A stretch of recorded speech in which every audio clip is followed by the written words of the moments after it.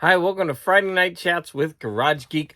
Well, it is the last Friday of the year. It just seems like there are a lot of videos being put out right now, and I'm like really behind. I feel like if I were on YouTube all day long, that I still wouldn't get caught up. Now, that's okay. A lot of people are putting out their top 10 lists, and I love those.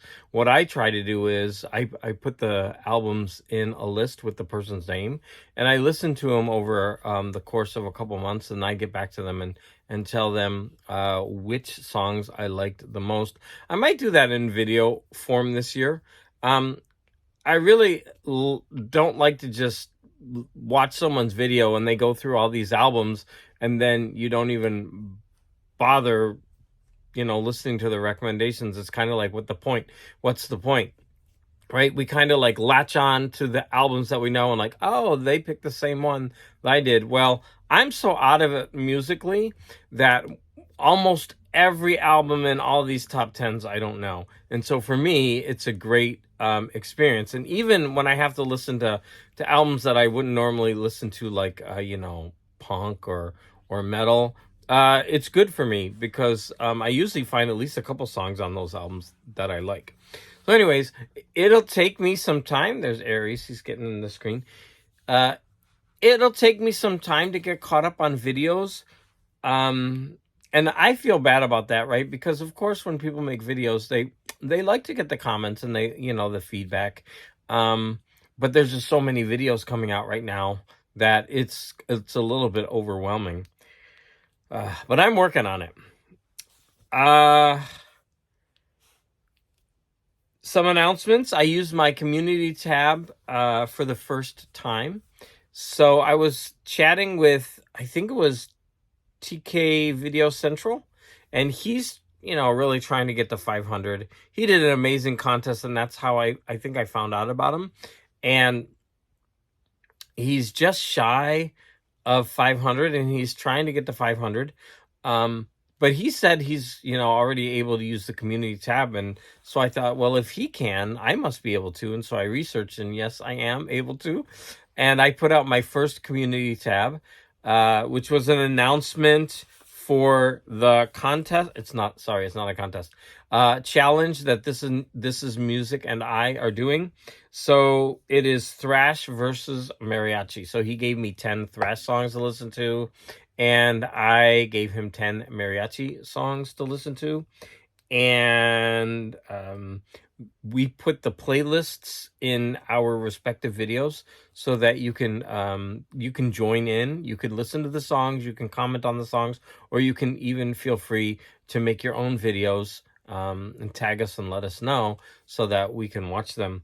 We try to make it more inclusive. Now, there was another challenge that I was doing with Guz69 and TCAT, Deep Vinyl Tracks, but that one had to be put on hold, and we're not sure exactly when.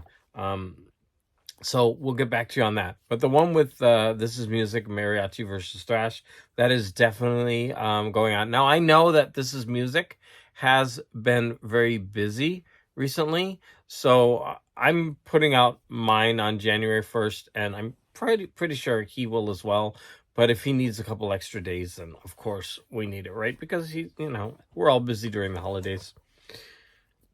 So let's talk about books. Okay, so the book that I finished reading, it was this book, Glory, by Noah Violet Bulawayo. Now, Glory was a super long book for me. It was 16 hours. Now, of course, there are a lot longer books than that. But I had listened to the first half, and then I had to return it to the library. There's always people. It's like a waiting list. Even when I finished it today and handed it in, there were 2 people waiting for it. I handed it in early. So I was able to finish it, and this is on the reason I chose this book was because it was on the Booker Prize long list or short list. I'm going to go over that in a minute. So initially, I knew that, from the cover, you can see that there are all these animals. So it's kind of like an animal farm that takes place in an African nation, so most likely Zimbabwe. And it's very political and it's very satire at the beginning. And both of those genres are types and styles of writing that I don't like. Okay, so I mean genres of writing that I don't like. But I went ahead and I kept at it. It wasn't bad writing at all. Mostly dialogue. This book is very, very dialogue heavy with just characters talking back and forth for pages on end. Maybe that helped get through it because it was just like, character studies and all these different government people, and it's about power and regime changes. And around the halfway or 3/4 mark through the book, though, it got very intense and personal. There was a section of the book that was very, very hard to listen to and get through because it was about people going in and targeting families and because of their political beliefs or their religion or their race, and torturing them. And it was actually a very, very hard to get through that section. And the style of the book changes because it becomes very personal, and it becomes more down to earth about certain characters in the book, whereas in the beginning it was more like poking fun at what was going on, and by the end it's looking at the repercussions and the aftermath. I'm glad that I read it. It was hard, like I said, to get through, and to get through that first half with the political satire. But it is very, very good writing, and I do recommend this book with a caveat, right? So I mean, it's kind of like almost two different styles of books, and then you're going to have the gimmick of the animals talking, so the Animal Farm. But yeah, I enjoyed it. So I'm a big fan of this app called Freeform. I've been using it in some of my videos. And I went ahead and created this. I put all the covers of the books, and this is just a picture of the page. But you can add this. It's an endless whiteboard. So if I go ahead and want to do the 2021, I could add it up here. I can add the one below it, and you can keep going. Now, what I've done is, those are all of the books in the long, short, and winter. And originally they were all in white. I put them in white. And then the ones in purple are the ones that I've read. And so I've got 4 of the 13 left. So I've made pretty good progress. Now, the 4 that are left are not available in audiobook. 3 of them are available in ebook from the library. So I went ahead and put them on hold. So I might get through all of them except for 1. And the last one that's not available in either form is After Sappho. So I will keep you apprised on my progress. Now, from here, I'm going to be working on the International Booker Prize list and going back and forth. And now, once I get this done, I can go back into some of the sci-fi books that I like and that kind of thing. So I'm making good progress. Right there was Glory. As you could see, there was Glory right there. So I was able to cross that off my list. Now, let's talk about what I watched. The first thing that we finished, was 1899. Now, I don't know about you, but that poster to me was so intriguing. And I'm going to have to say, this show was very much like a cross between Lost and Westworld. I don't want to give anything away in case you're watching it or you're going to watch it. But I ended up being frustrated with it. It seemed to be all about the mystery, and I started to not care around the 5th episode or so. I mean, it wasn't to the point where I had to, give up on it. And they do keep adding further elements and storylines throughout, but I don't know why. I was just getting tired with all. It was like too much mystery in a show.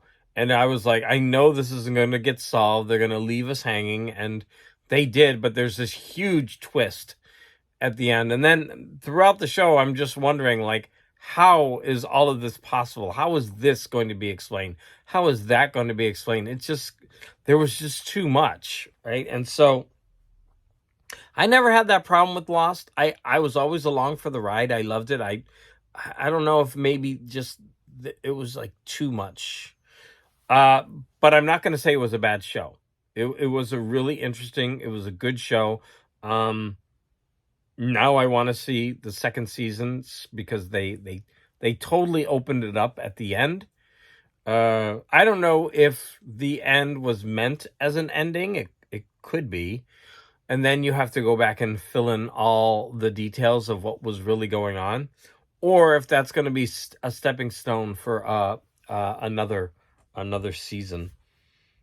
Anyways, 1899. It's on Netflix. It's going to keep you guessing.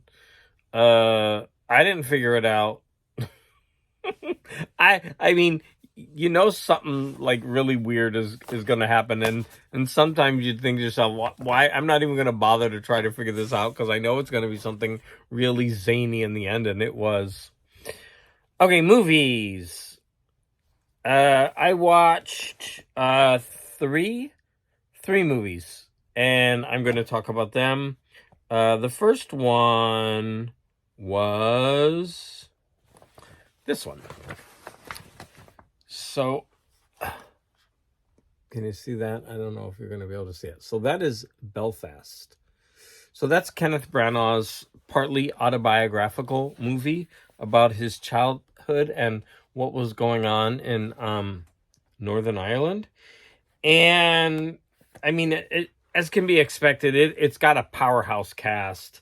I mean, it's got Judi Dench and Sharon. I'm not sure how to pronounce his name, but it's spelled Ciaran, and I believe that's Sharon Hines, but it could be Kieran. He's a male actor, so both of them were nominated. So it's the older gentleman next to Judi Dench, and they were both excellent. So I was wondering, like, why is Judi Dench in this movie? She basically was sitting in a window, and like it was really funny because it was showing like older people, and she was like sitting in a window and just making all these comments out the window. It was actually cute, but she has a powerhouse scene in the movie, and I was like, oh yeah, that's why she's there. She like the ending of the movie is very poignant, and so I knew I knew why she was there finally. It was a very good movie. Now, the critics I read after, they were iffy about it. I mean, but it was nominated for tons of Academy Awards, but the critics were in many instances not very kind to this movie, but I thought it was really good. Another thing was it was almost all in black and white, but it had flashes of color. Think of like the Steven Spielberg movie about World War II. Oh my gosh, how am I drawing a blank? But anyways, do you know how he used colors, just to like highlight things? So that would happen in the movie. So for example, we know Kenneth Branagh grows up to be a director, and he was like, so the kid is fascinated with movies, and they go to the movie theater, and the movie is in color, and they're watching a classic monster movie, and then you can see it reflected in Judi Dench's glasses in color, but everything is in black and white. Color is used very sparingly, but to great effect in the movie. So I enjoyed it. Now, why did I watch that? It wasn't random. So I was finally cleaning up my my garage, and I came across my old Academy Awards list. So I don't know if you could see that. So this is the best picture, and then it has best director, and it's like 6 pages. And I go through all the major awards, and I watch them as much as I can before the Academy Awards. And there were 2 on the list that I didn't see. And of Best Picture, there were 2, 4, 6, 8. There were 10 nominated, and I saw 8 of them. So I'm just going to go through them real fast. Belfast, Coda, Don't Look Up, Drive My Car, Dune, King Richard, Licorice Pizza, Nightmare Alley, The Power of the Dog, and West Side Story. And so now I saved it. I have my highlighter. I'm going to go ahead and cross off Belfast. So now, hopefully I can talk to you next week about Licorice Pizza. That is the final one that I need to see. I know. The Academy Awards are way over, and that's why I had just put this away. But I thought, you know what? I have so many things that I've crossed out. I might as well get them all done. And since it's been April, it's been like 8 months since the Academy Awards. I figured most of these would be available now on streaming. So that was Belfast. Then we watched. This picture is a really bad quality. Okay, sorry about that. The Black Phone. So I didn't know much about The Black Phone except that it starred Ethan Hawke, and I really like Ethan Hawke. I followed his career. I mean, I'm not a fanatic. I haven't seen every one of his movies, but I really do enjoy his acting. I like the roles. And when I heard that he was going to be the villain, the serial killer or whatever in the movie, that was an intriguing, departure, I think. And so I really wanted to see it, and it was out, and I actually watched it with my daughter. And it's not your typical horror movie. Now, when I started watching it, Joe Hill's name came up. So it's from a story that he wrote. And if you're not aware, Joe Hill is the son of Stephen King. And I just saw traces of Stephen King throughout this movie. Like, number one, there's a supernatural element. So, I don't want to give too much away. But whenever you're dealing with the Kings, right, there's going to be like some supernatural element to it. And I'm not going to say that this is the best horror movie ever made. It's not. You're going to really enjoy it as you're watching it. I'm not going to tell you what it's about. I do recommend it, but it's a movie that you will enjoy a lot, and you're going to like the performances. There's a child and Ethan Hawke, and there's actually 2 children that are really good. And Ethan Hawke, and they're all really good in this movie. But it's not a movie that I would go to repeatedly, right? So it's almost like a one and done movie, but you're going to really enjoy the ride. I would watch it again in a few years, right? But not like, oh, I got to watch this movie again. And the last one that we just watched it last night, was this one, The Man from U.N.C.L.E. So I told my husband I would pick a movie, and then I forgot. And he hates when I scroll through trying to pick movies. He hates that. And so I just had to find a movie really fast. And I was like, oh, it's the guy from Superman. You like him. So boom, we watched it. This movie was really good. I went into it not knowing anything except for, I recognized this actress, right? And I didn't know him, but wow, the only thing one really powerful thing I could say about this is this movie is filled with beautiful people. These 3 are gorgeous, and they are wonderful to look at. And they're in Italy in half the movie, and it's all fashion and, it's like, James Bond type on steroids with all this spies and fashion and, guns and bombs. And it's a fun ride. And of course it's from an old TV show, but I think the show was from a little bit before me. And so I never watched the TV show. But they did a really, really good job of adapting it for a movie. I highly recommend this movie if you like movies like James Bond. I think this is a little bit more cerebral than James Bond, and it's also a lot more fun than a James Bond movie. So those were the 3 movies that I watched. I've been playing my video game. As I told you, I've been playing PlayStation 4 Horizon Forbidden West. And last week I was at 3%, and this week I'm at 7%.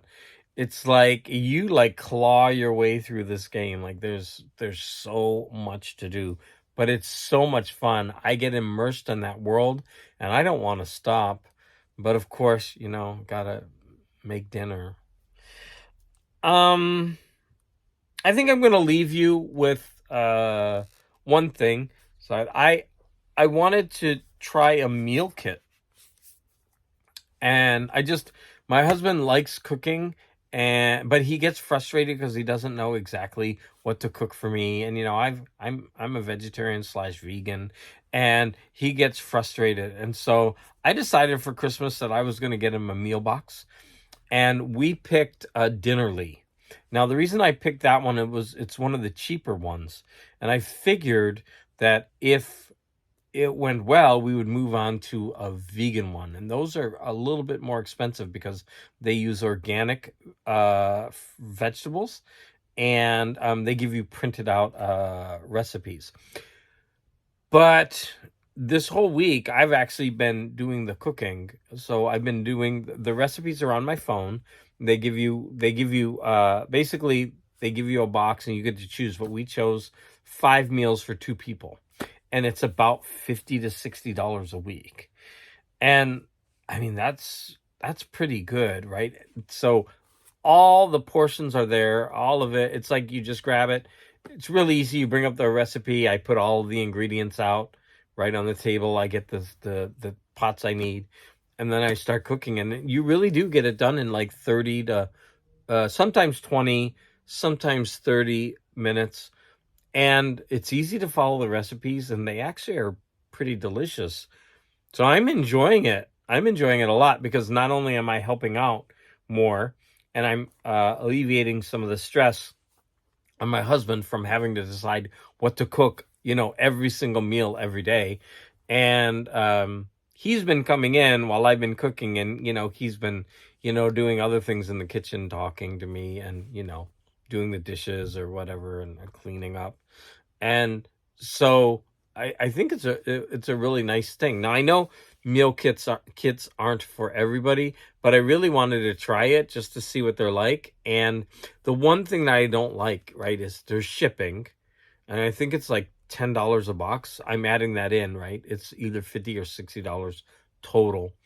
And then they give you the box, right? And inside the box are these 2 like ice packs, and that ends up being just all wasted. So I'm kind of wrestling with that. But for the moment, I'm just trying it, and I'm really enjoying it. So the one I'm using is Dinnerly, and the one I want to move to is called Purple Carrot. So that one's the vegan one. So if any of you have used any meal kits before, I'd love to hear about your experiences in the comments, in the chat. Now, I tried to keep this video a little bit shorter because there's so many videos going on. And I mean, there's so much happening right now. Everybody's getting ready for New Year's. But if you stayed this long in the video, I really want to thank you so much. Don't forget the video premiere with This Is Music Challenge for me will be on January 1st. And I'm pretty sure he'll probably put his out earlier because he seems to be earlier in the time zone. So January 1st comes like about 12 hours earlier for him. Somehow it works something like that because he's in Denmark. And anyways, January 1st, those videos will be out. And again, I want to thank you for your support. Everybody have a great New Year's. And I'm sorry, but I will be getting to your videos.